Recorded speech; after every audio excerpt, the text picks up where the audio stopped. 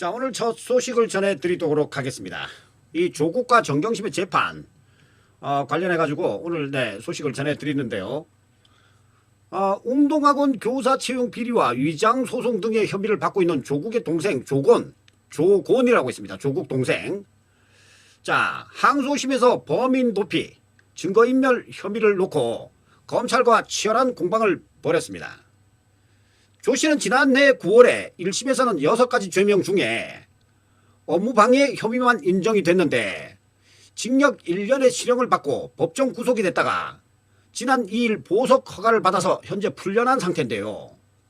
자, 조 씨는 앞서 웅동학원 사무국장이었던 2016년에서 2017년 사이에 웅동중학교 교사 채용 과정에서 이 웅동중학교 이 조국의 가족들이 운영하던 학교입니다. 학교.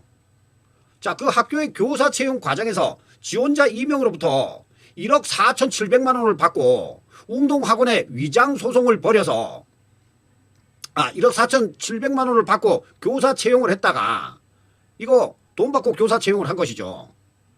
자, 그래서 이런 혐의와 그리고 웅동학원에 위장 소송을 벌여서 115억 원의 손해를 입힌 혐의 등으로 재판에 넘겨졌습니다.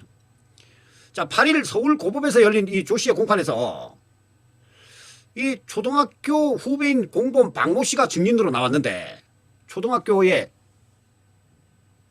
후배 박모 씨가 증인으로 나왔는데 박 씨는 다른 공범 조모 씨와 함께 중간에서 지원자들로부터 수수료 그러니까 이게 조곤한테 돈을 줄 때 말이죠. 그 수수료 등 6,300만 원을 별도로 챙겨서 채용 비리에 가담한 혐의를 받고 또 박 씨 등 공범 2명이 지난해 5월 항소심에서 각각 징역 1년 6개월과 징역 1년을 선고받았습니다. 자, 그러니까 지시를 받고 움직였던 사람들은 징역 1년 이렇게 받았는데 지시를 한 사람은 한 가지 혐의만 인정이 됐다. 이렇게 된 이상한 그런 재판이었죠.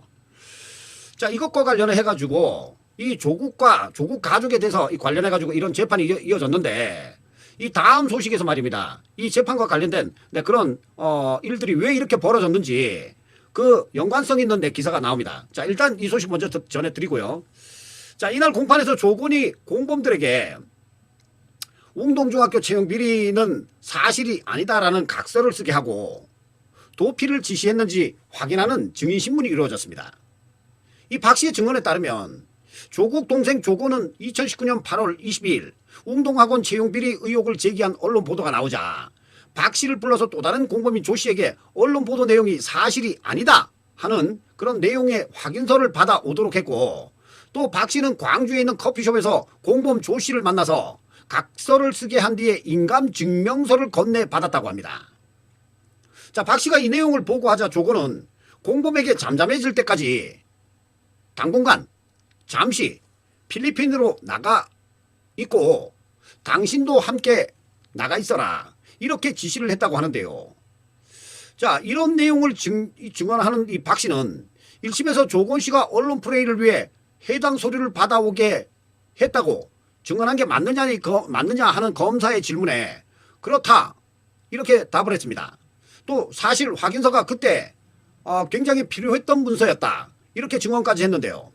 이렇게 박 씨의 증언을 듣던 중 재판에 출석했던 이 조국의 동생 조곤이 한숨을 내쉬기도 했다고 합니다.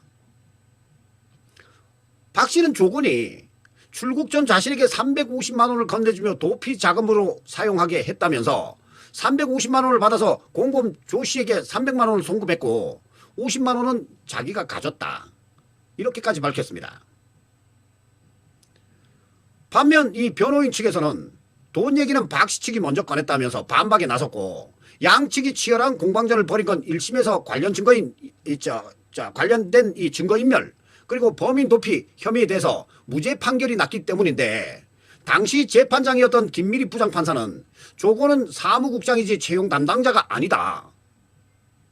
증거인멸 교사범이 아니라 공동정범이라는 등의 참 이해할 수 없는 그런 이유로 말이죠.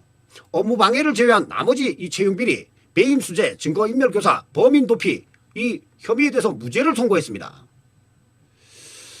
자, 지금 이게 변희재 대표 재판에도 여성 판사 이 여성 판사가 지금 뭐 완전히 말이죠. 기존의 판사들이 증거로 채택했던 것을 다 위법하다 해가지고 증거 배제를 했는데 이 여성 판사들이 말입니다. 이 판단력에 문제가 있는 거 아닌가 이런 생각이 드는 그런 대목이 여기서도 나오네요. 자, 나머지 이 채용비리, 이 배임수재 증거인멸교사 범인 도피, 조곤이 범인 도피를 지시를 했는데도 말입니다. 이것이 무죄를 1심에서 선고를 받은 것입니다.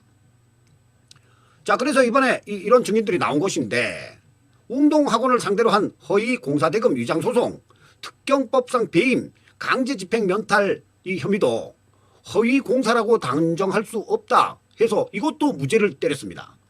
1심에서. 자, 이 조국의 동생 조곤 재판을 맡고 있는 김미리 부장판사, 이 진보 성향의 판사 모임인 우리법 연구회 멤버입니다. 안 봐도 뻔하죠. 자, 김미리는 지난 2월 법원 정기인사에서 서울중앙지법 최장 3년 근무 관행을 깨고 4년째 이 법원에 유임이 돼서 이 재판을 마무리하라고 하는 그런 코드 인사가 아니냐, 이런 논란을 빚고 있습니다. 보통은 판사들이 말입니다. 3년 근무하면 전국구다 해가지고 다른 곳으로 이동을 하는데 이 김미리 판사만 이동을 안 한 것입니다. 자, 법원 주변에서는 인사권자인 김명수 대법원장이 김미리 부장판사에게 맡고 있는 사건을 여권에 유리하게 마무리 지으라는 사인을 준 인사라는 평가가 나왔고, 위에서도 언급했듯이 이 김미리 부장판사에게 2019년 11월 배당된 조곤, 이 조곤의 운동학원 교사 채용 비리 사건에도 논란이 있었습니다. 자, 이 김명수 이름이 여기서 나왔는데, 대법원장 김명수 이름이 나왔는데, 이 변희재 대표 재판에서도 이 백브리핑에서 김명수 대법원장이 이 태블릿 PC 재판도 이 제주도 출신의 여성 판사 이거 코드 짠 거 아니냐, 이런 이야기가 나왔었죠. 자, 그런데 김미리 판사가 이거 4년이 됐는데도요, 지금 이동을 안 하고 이 재판을 계속해서 맡고 있는 것입니다. 자, 김미리는 채용 비리를 저지른 이 조곤에게 징역 1년을 선고했고, 자, 그런데 이 형량은 교사 채용 비리 대가로 지원자에게서 받은 뒷돈을 조곤에게 전달한 브로커의 형량보다도 더 낮은 그런 형량을 준 것입니다. 그러니까 이게 완전히 코미디가 되어 있는 거죠. 아니, 돈을 1억 5천만 원이나 받아 처먹은 개새끼는 1년을 받고 또 필리핀에 나가 있어라 지시까지 했는데 그게 무죄가 되고, 자, 브로커 심부름 시킨 사람이에요. 심부름한 사람은 징역 1년 6개월을 때리는 이런 재판이 대한민국에서 벌어지고 있는 것입니다.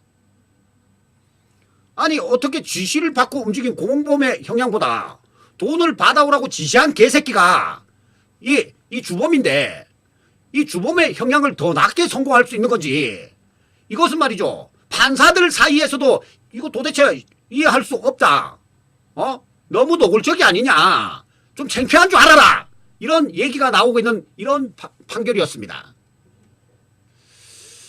자, 오늘 오후에 올라온 속보가 울산시장 선거 개입 조국, 김종석, 이광철 무혐의 처분이 내려졌답니다. 자, 이거 좌파 판사들 세상 변하는지 모르고 말이죠, 까부러치고 있는데, 이거 세상 변하면 말입니다, 정말 판사들 이거 이거 역사적으로 책임을 져야 하는 그런 상황이 올 수도 있는 것입니다. 자, 울산시장 선거 개입했던 조국, 김종석, 이광철 무혐의 처분됐다. 하하하하. 이것도 뭐 우리 법연구회가 총력전으로 나섰군요. 자, 이 소식은 내일 전하도록 하겠습니다. 열받는데요.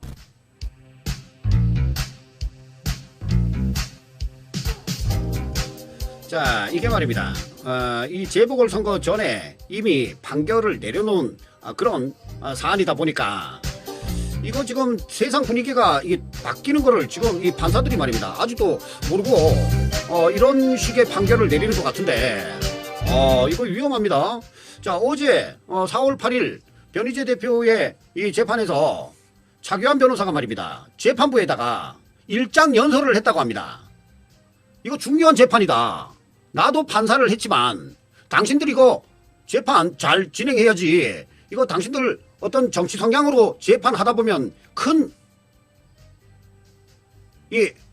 책임을 져야 될지도 모른다 하는 일장 연설을 어제 재판정 안에서 차규환 변호사가 직접 했다고 합니다. 이 차규환 변호사가 저 판사들 다 모아놓고 강연을 한번 해야 되는 거 아닌가 이런 생각이 드는데요.